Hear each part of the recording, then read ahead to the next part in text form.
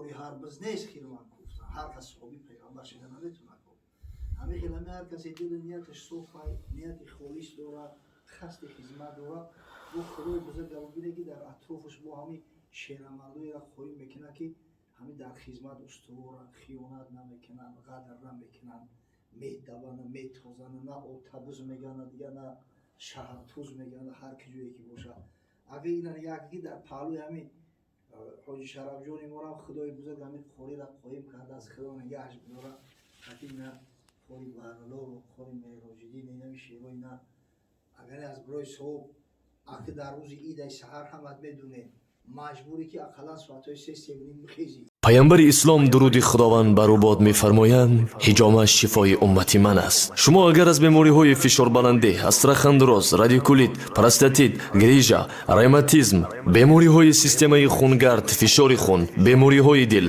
درد سینه، تنگی نفس، درد سر و درد چشم و یا اینکه خیرگی چشم و اینچنین از وزن زیاد یا اینکه کم وزنی رنج میبرید حتما در رقم‌های روی اکران بوده در تماس باشید. بختیار حجامه در خدمت شما است. سراغ ما شهر مسکو ورخناپولیا دوم 48 در نزدیکی بازار صدوات حتما در رقم های ما در تماس بروید.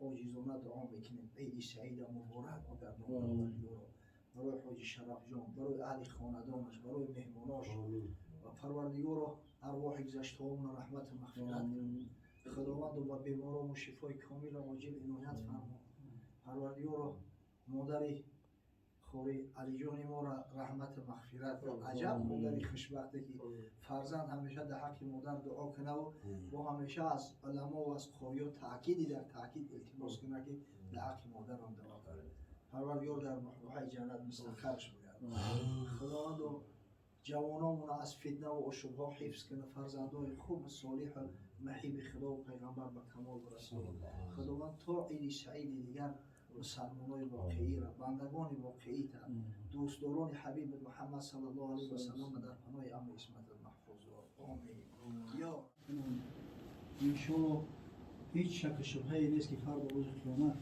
از شفاعت رسول الله صلی الله علیه و سلم برخوردار چنانه که ذکر کردیم واقعا حدیثی متفقا علیه است بخاری و مسلم روایت میکنند که الساعی علی الارمله و المسکین المجاهد فی سبیل الله شخصی که به خاطر دستگیری ارمله یعنی بیوزن ها و مساکین سعی میکنه مجاهد در راه خدا را دارد و احسبه قال و کالقائم الذی لا یفطر و کالصائم الذی لا یفطر حضرت ابو هریره میگه که من گمان میکنم که همیشه حضرت صلی الله علیه و سلم در ادامه حدیث تاکید کرد گفت اجر ثواب شخصی را که یک عمر همه شب تا صبح عبادت خدا را میکند و همه روز تا شام در به خاطر الله روزه میگیرد اجر و پاداش او را پروردگار براش عنایت میکند واقعا خیلی جوانمرد شدن در کار که با گفته‌های پیغمبر صلی الله علیه و سلم عمل کنید حضرت صلی الله علیه و سلم تاکید میکرد انا و کافر الیتیم هکذا من و کفالت کننده یتیم میگه چنین هستیم و اشاره الى سبابتی و الوسطا همیشه اشاره میکرد میگه به انگشت سبابش و به انگشت میانش و جمع بینهما هر یمی را میگه به همدیگر جمع می‌آورد اشاره میداد که فرد روز قیامت کافر یتیم همراه ایمان میگه در جنت نمیخواد محشور میشه سبحان الله واقعا خیلی جوانمردی در کار است که وقتی که دید یک بیوزن به منزل محتاج است برای یک بیوزن مثلا منزل آماده کنید خیلی جوانمردی در کار است که وقتی دیدی که مردم احتیاج به گوشت و به طعام دارند برای هزارها نفر سبحان الله برای هزارها نفر مقصد در همین روزهای عید طعام آماده کنی و گوشت آماده گمان میکنم برای شخصی کمبغل او خوراک یک ماهش میشود همین مسلمان باید همین شکل همین رنگ باشه تا زمانی که مسلمان ها همین همدلی را دارن همین محبت در دلشون هسته انشاءالله اسلام هرگز کار نمیشود اسلام همیشه پیروز و سربلنده. کی خور میشیم، کی بی مقدار میشیم، وقتی که اهمیت ندیم، وقتی همین چیزا رو به اینوبت نگیریم، در قصه برادر و خواهران نباشیم. اما خدا برکت شده حاجی شرف جان ما را اما یادم است سال گذشته گفت که همون زنه که وقتی که تماشا کردم خواب نبود از شب تا سحر قد خیس رفت خانه‌اش گرفت. این میرا مسلمانی میگن آخه، این میرا رگی جوان مردی میگن. در همه عصر زمان الحمدلله در میان مسلمان ها همطوری شیبچوی بیدن که رگی جوان مردی دارن. ولی خدا رحمتش کنه ابن اسیر در تاریخ معروفش الکامل یک قصه بسیار عجیب آورده است. از زمان معتصم بالله فرزند هارون الرشید برادر مأمون در عقیده معتزلی بود. اهل سنت خیلی ظلم و ستم کردگی است، اما قدرت پروردگار مسلمان که بود یک غیرت داشت، یک شهامت داشت. همین پیغمبر خدا صحابی پیغمبر برای دیگران را یک الگو و یک نمونه هستند. ابن اسیر روایت میکنه که بوره میگه در یکی از شهرهای روم در اون زمان امپیری روم شرقی بود، دولت ویزانتیا، پایتختش کنستانتینوپل، این همه استانبول حاضره یا یک امپیری کلان داشتن. در یکی از همین شهرهای روم میگه یک زن قرشی را میگه به اسارت گرفتند، همون سطرش سرش همون مویش سرش کشان میفروردن. میگه همون زن به علم گریست ناله کرد که وا معتصما. همون زمان معتصم بالله میگه خلیفه بود، خلیفه عباسی بود. یک شخص میگه همین خبر آورد در بغداد در نزد معتصم بالله گپ زد. معتصم میگه در همون بالای تخت نشسته بود، همین آدم اومده گفت که یا خلیفه مسلمان گفت بعد شاهد اینم خیلی حال شدم. همون زنه میگه کریستو و معتصما گفت. همین معتصم بالله میگه از جاش پرید خیست، نعره زد، میگه گفت لبیک یا اختی، لبیک یا اختی. اما جواب همون را داده و معتصما که گفته بود لبیک شا گفت. بعد میگه اعلام کرد النفیر، خیزی همه النفیر لشکر کشید، میگه همون شهر را ضبط کرد تا همون اسیره را پیدا نکرد، آزادش نکرد، آرام نگرفت. سبحان الله.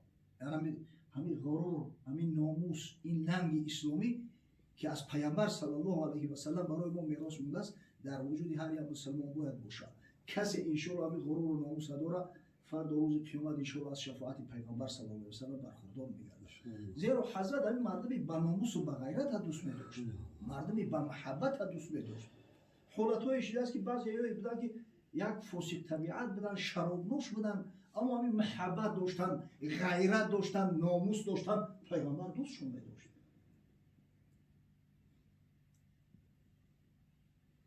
خدا کنه که همه ما خیلی عبرت بگیریم در همه حالت، در همه وضعیت، که به درد همدیگر شریک باشیم، غم همدیگر را بخوریم، سعی کنیم که کمک برای مسلمان برسد. پروردگار بزرگ حاجی ملازمی رو بزن. خداوند تری شیر بچه رو در پناه هم اسمت خودت حفظ کن. خداوند در خاندانش فیض برکات نازل بسازه و خداوند فرزنداش هم استخدش هم خیلی شیر اول. انشالله شیر مردم همین شیر بچه ها از شیر میشون، از شیر بچه میبرش. پروردگار فرزنداش هم استخدش هم خیلی با غیرت، با همت و محبت بزرگ بسازه و هرگز کمی و کستی را نبینه و در هر کجا باشید خداوند در حفظ امون